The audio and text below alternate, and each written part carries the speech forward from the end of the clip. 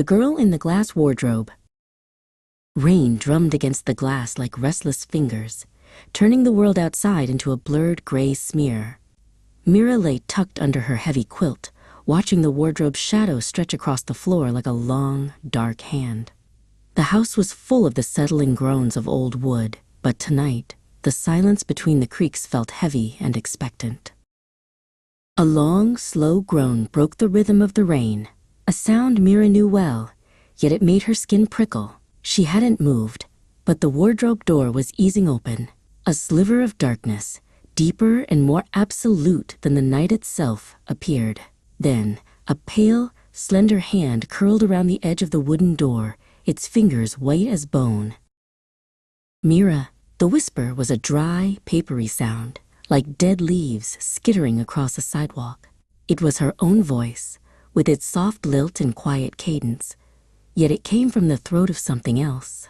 Mira sat up, her heart hammering against her ribs so hard it felt like a trapped bird. From the shadows emerged a girl.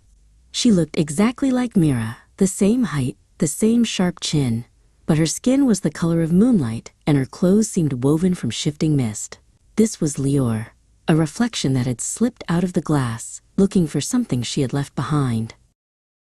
Lior didn't look like a monster. She looked desperately lonely.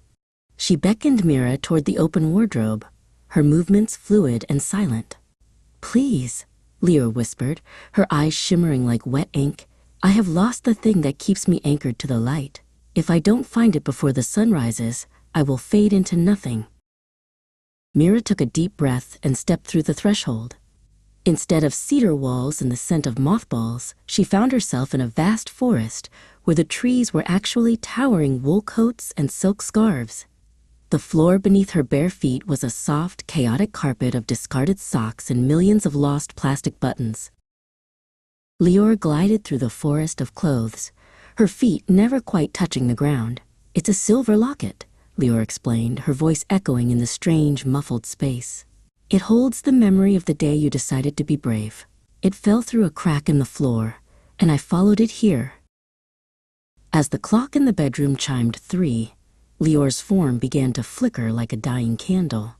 She grew paler, the edges of her misty clothes beginning to dissolve into the shadows of the wardrobe. She knelt among the piles of lost things, her hands trembling as she searched for the locket that would save her. "There," Mira cried, spotting a glint of polished silver caught in the hem of a heavy winter coat. She lunged forward,